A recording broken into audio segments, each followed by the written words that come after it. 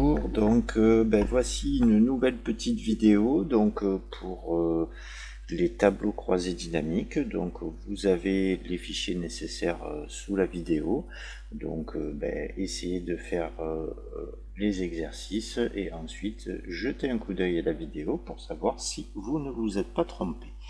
Donc le premier tableau qu'on me demande, c'est les ventes par région.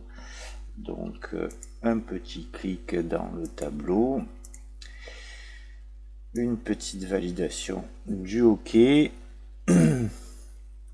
Donc les ventes par région, donc les régions en colonne et les ventes que vous avez là.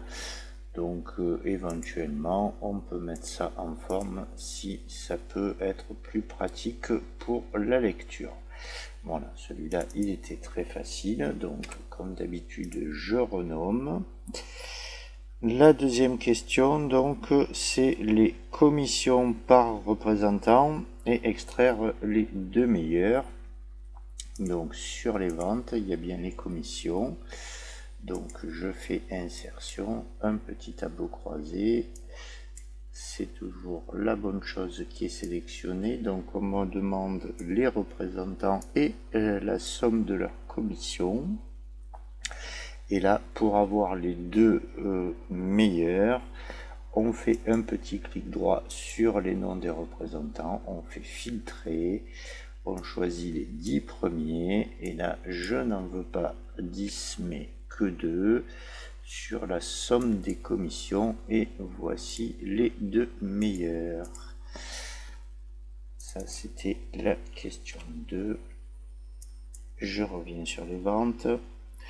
Alors les ventes par produit et par région, donc les produits et les régions. Donc là on va faire un vrai tableau croisé avec des informations en ligne et des informations en colonne, au moins dans un premier temps. Donc les produits et les régions, donc les produits et les régions, ça va, le tableau a l'air sympathique et donc il me faut les ventes au milieu. Donc à vous de voir, donc on peut présenter de cette manière, donc ça permet de pouvoir comparer les régions sur les produits, de pouvoir comparer les produits entre eux. Sinon vous avez la possibilité de mettre région aussi dans les étiquettes de ligne, ou inverser en mettant région et produit, à vous de voir. Ça répond à la même question, tout dépend de ce qui est demandé et on va dire faciliter la lecture du tableau. Voilà, donc ça c'était la question 3. Alors les ventes par région et par mois, ça c'est pour revenir sur le travail sur les dates. Donc on fait une insertion de tableau croisé, donc région et par mois. Donc on va regarder en mettant région ici, on va mettre les ventes et ce qui nous intéresse c'est les dates. Là, comme dans la première vidéo, vous voyez que j'ai un certain nombre de dates, donc là par mois, donc je fais un clic droit parce que je suis en train de travailler sur les dates. Là c'est groupé, alors je vérifie 96 98, donc on va être obligé de mettre les années et ça me donne un tableau qui est comme ça. Donc ça serait peut-être plus intéressant de mettre les dates et les années ici et les régions de ce côté. Le tableau est plus petit et plus facile à lire. Voilà, donc ça c'était la question numéro 4 et la question numéro 5. Donc pour la dernière question, donc on voit qu'on a un pourcentage à calculer avec donc un champ qui n'existe pas, puisqu'on vous indique que c'est un champ calculé. Donc ici on va repartir en faisant une insertion de tableau croisé.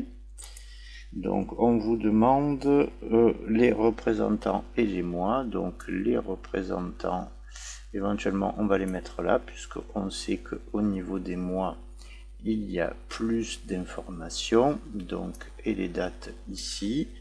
Donc vous voyez que j'ai regroupé dans l'exercice précédent, donc il y a encore ce regroupement, mais pour l'instant ça ne me gêne pas. Et au milieu, il va donc falloir ce qu'on appelle un champ calculé, donc il vous est en partie donné, puisqu'on vous dit que c'est le pourcentage de commission sur les ventes. Donc ici, un champ calculé, les commissions divisées par les ventes. Je valide le OK.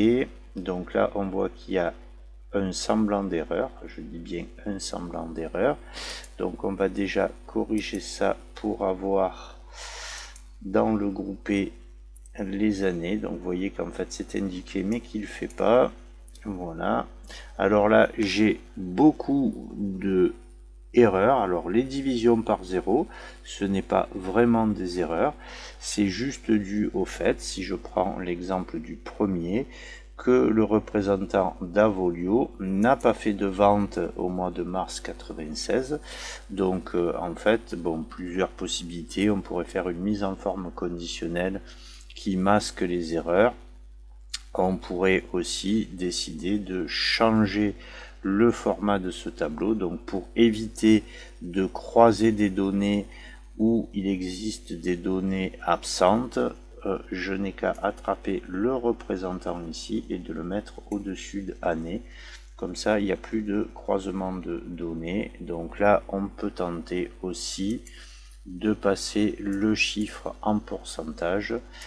Comme ça, j'ai le pourcentage de Davolio, le pourcentage de Doury, voilà, et le pourcentage global de 20%, ce qui est standard.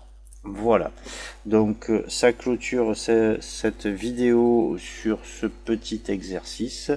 Je vous dis merci, au revoir et à la suite. Au revoir.